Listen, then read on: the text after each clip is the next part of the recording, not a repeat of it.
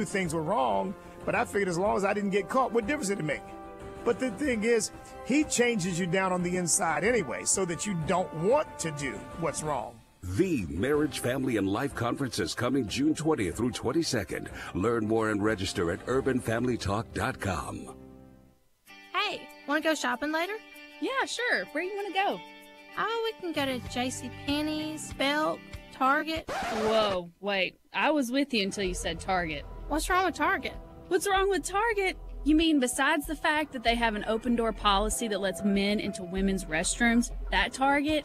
Wait, what? Exactly. As a matter of fact, before we go, grab your laptop, go to afa.net, and sign the pledge to boycott Target. Okay, I'm on it.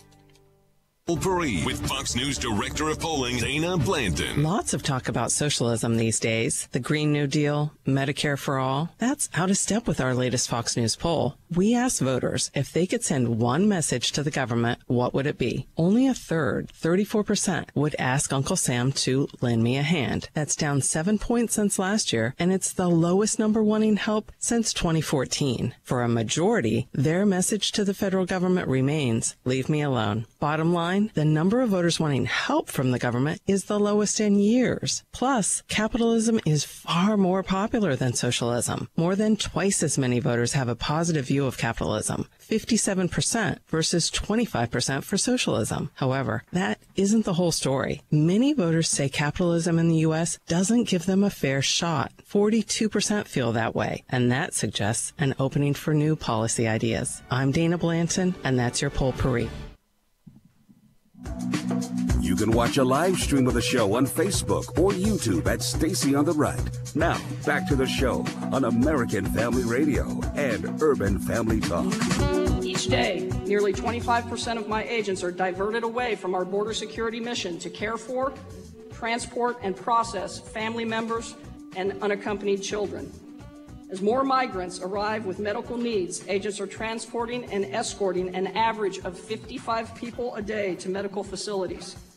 We are committed to addressing this humanitarian need, but we know that when agents are occupied, narcotic smugglers, criminal aliens, gang members, and others use the opportunity to violate our borders and our laws. There is an ongoing debate about whether this constitutes a border security crisis or a humanitarian crisis. Let me be clear, it is both. I've been asked many times how the current situation can be a crisis compared to years when we surpassed 1 million apprehensions. To understand the numbers, you have to look at what is happening on the ground.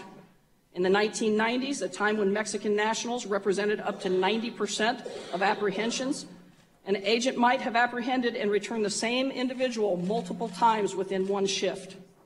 Today, nearly 80% of those apprehended are from countries other than Mexico. The vast majority are Central American family units and unaccompanied children that require significant care in Border Patrol custody and then enter a backlogged immigration system. What the numbers don't show is how my men and women care for these vulnerable populations with the limited resources that they have. As I have said before, we do not leave our humanity behind when we report for duty. Welcome back to the program. I hope if you're having trouble with the live stream, you're coming over and live streaming us at afr.net or urbanfamilytalk.com are two ways that you can listen on your phone, on your laptop, any device whatsoever that you're using. When we have stream issues, you can go there and pick the show up live. You can listen. Right now, I want to go to the phones. We have Jacob in Arkansas, minimum wage and union jobs. Hey, Jacob, thanks for calling the show. Hey, Stacy. Thank you for your service as a veteran. I wanted to say that part first. Thank you. And I just had a little quick comment. At the beginning of the show, you were talking about how the minimum wage, they're wanting to raise it, and it'd be $15. And a lot of things that the Democrats do are really disingenuous, and I think this is one of those, too, because what they don't tell you is that union job pay rates are based on the minimum wage as well. And so, like, the lowest paid person at a union job gets X amount of dollars above whatever the minimum wage is. So whenever they say, you know, they're really caring about the person that's making minimum wage, a lot of that, too, they're looking for that union job and union dues and money to go back into the Democrat coffers by making that raise again. And so that's a lot of times, the stuff that they won't tell you, but that's kind of That's my take on any time they want to raise the minimum wage. You know, Jacob, I have actually mentioned this before. It's brilliant of you to bring it up now while we're having this conversation. When you say, and I want to give the call line again, 866-963-2037, 866-963-2037. So, Jacob, the point you're making is one that I don't think it gets made often enough. And that's why it's so perfect that you're sharing it now. What you're saying is, let's say there's a big, huge union that does, you know, these big contracts with commercial entities like hospitals, the government, if they put together a building and they do all of the contracting for it. They have a plumbing team, they have, you know, the drywall teams, you name it. They have the guys, the tilers, everything. And they're all union. And so what happens is the entry-level dude on the job, he's getting paid above minimum wage. So he doesn't make $7.50 an hour. He might make $8.50 or $9 an hour to start off. Well, if the new minimum wage is $15, he immediately makes $18 because he's not going to make minimum wage. He can't make minimum wage. He can't make $15. He's got to make $18. So then if the guy that just came on the job site, he's a newbie and he's the apprentice, he's making now $18 an hour where he was making $9. That means everybody else has to be upped. If you were making $36 an hour because you'd been there for, you know, maybe 5 years or whatever, and now you've got to have your pay basically essentially doubled. You have to have your pay increased so that you're still above this kid who just entered in. So it's a really insidious way of eking a lot of money out of the economy, making things unaffordable, increasing costs, and really for nothing because nobody has done anything extra to earn extra money at this point. Fantastic point, Jacob. Thank you. Let's go to Gary in Oklahoma. Call lines are 866-963-2037. Hey, Gary. Thanks for calling the show.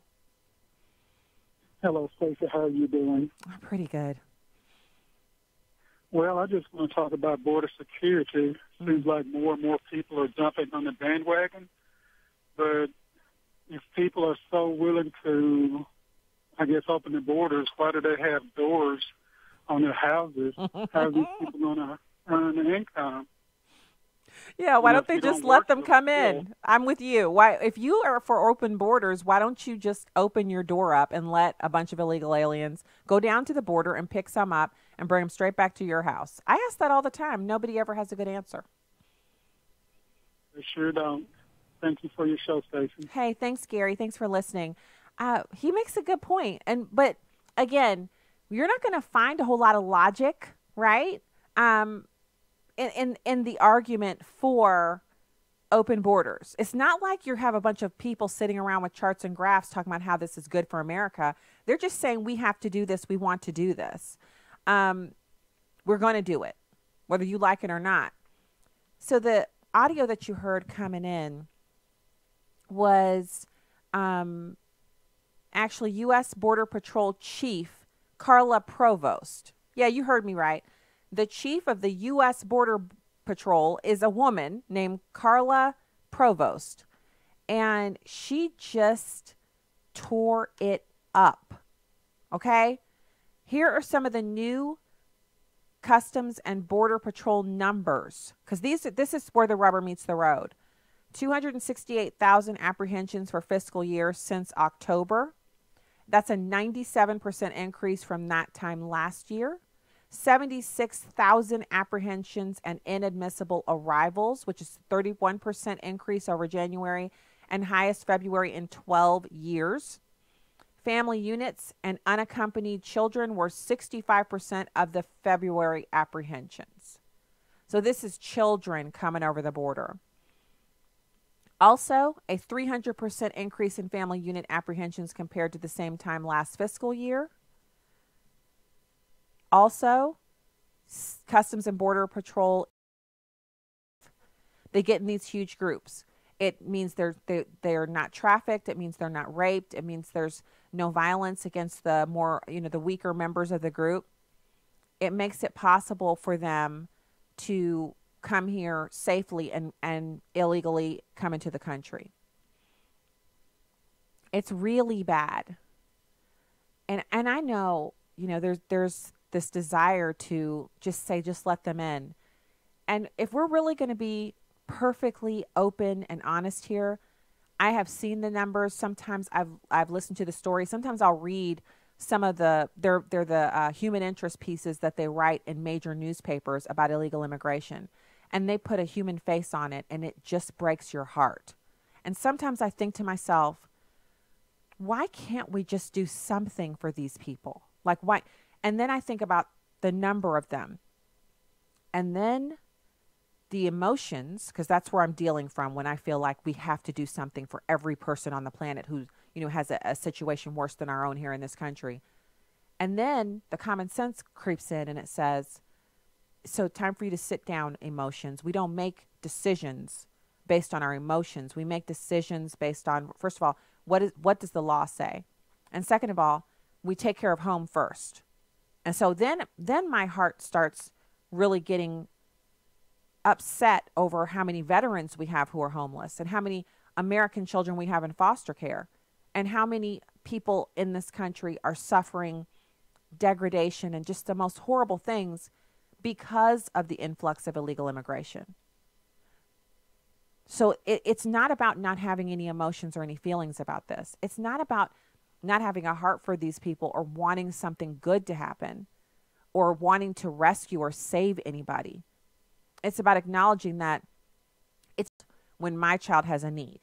So it doesn't mean I can't be philanthropic. And I said need. So not wants, not new iPads, new earbuds, headphones and every other thing. I'm talking about a need. If my children were hungry, it would be a dereliction of duty for me to take money and pay for somebody else's kids to eat. No, I have to first make sure my family's taken care of, and then I can go outside. And I know we're a prosperous nation. 7+ million empty jobs that need to be filled. It sounds like we need more people here, doesn't it?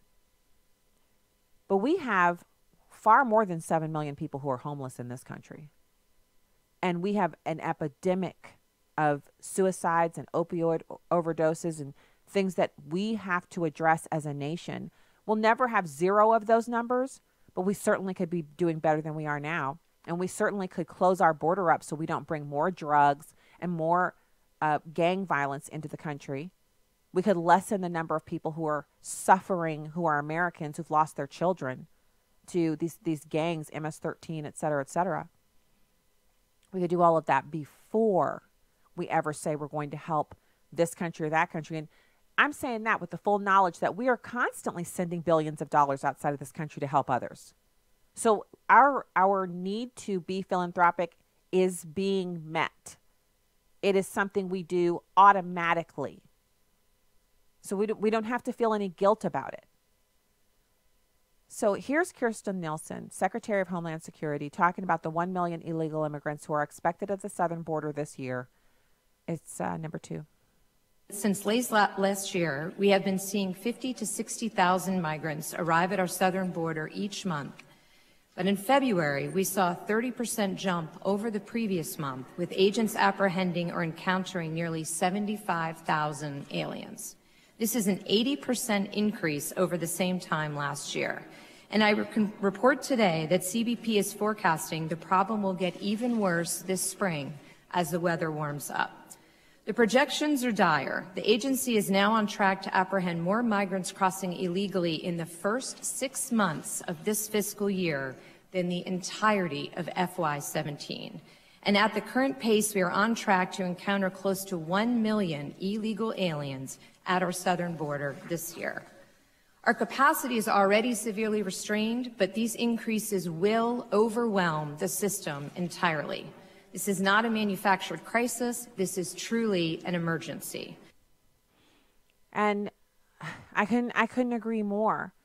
And I just think it's ridiculous that she has to repeat these things. Let's get away from repeating ourselves over and over again and get to solving the problem. Let's go to Jacob in Alabama. Hey, Jacob, thanks for calling the show today. How you doing, sister? Doing good. All right, that's good. Your voice sounds really pepped up now. But I'll tell you, the main thing is we have to begin to mature as Christians and recognize who the devil is and the devil's tricks. It's going to be the same thing. You got the Democratic Party just being led by the devil, and they're liking it. And we got to be mature enough to realize, no, this is his campaign promise, amongst other things, and we know what time it is. So, no, we're not letting folks in, because the only thing they want to do, they want to turn the United States into a third world country, socialistic, and, you know, it's just that place up, and that will never change. And they want to destroy President Trump and his family completely. Oh, that's not working. I saw some information this morning saying that polls show that the Democrats' attacks on the Trump family members don't play well with regular Americans. Like, regular Americans see that, and they don't. It's not like they're like, oh, good. Most Americans see that, and they're really disappointed by that.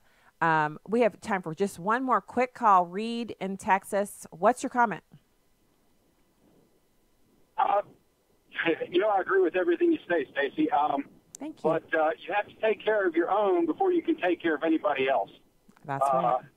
And, you know, and we're not taking care of our own yet, so we need to stop taking care of everybody else. I agree. I mean, immediately. Like, I would just stop every bit of aid going to every single source until we get some parity on the southern border. I absolutely would do that. I know the president has other ideas that he would implement like that, and it's just the intransigence of Congress and the system itself that is preventing him from doing what he wants to do. And so we just have to keep praying that he can find loopholes and ways within the system in which to operate. And we just have to keep praying for that. There's just the only thing we can do. And everything else will have to kind of come from that. All right.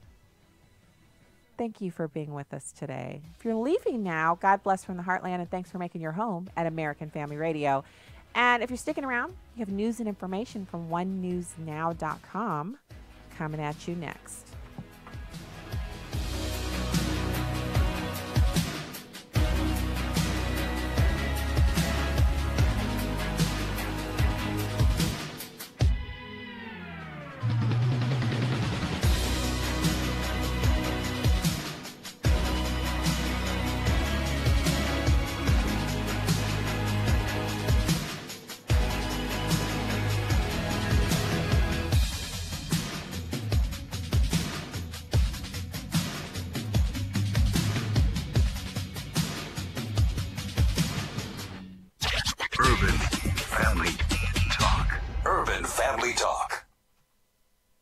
Being there is half the battle. 1milliondads.com exists to help Christian fathers to be present and intentional in the lives of their children. Our hope is to wake up the fearsome wonder that is the mighty man of God and restore him to his role as leader, teacher, and counselor. Visit 1milliondads.com. 1milliondads.com. Truth, wisdom, empowerment. Urban Family Talk, a ministry of the American Family Association. For American Family News, I'm Chris Woodward. A man suspected of shooting an officer today at a northern Illinois hotel before fleeing the scene has crashed his vehicle along an interstate about 170 miles away. Trooper Sean Ramsey tells WGN that police have several officers and a negotiator at the crash scene. Illinois State Police say the suspect is inside his vehicle, and troopers have closed down Interstate 55 in both directions. Authorities identified the suspect as 39-year-old Floyd E. Brown. They say he shot an officer today at a hotel in Rockford as a fugitive task force tried to serve an arrest warrant. He then fled in a vehicle and drove south. Authorities have not released the condition of the officer who was shot. A Judeo-Christian law firm has filed a federal civil lawsuit against two Michigan officials who are targeting it as a hate group. AFN's Chad Groening has more. The Michigan-based American Freedom Law Center recently filed a federal civil rights lawsuit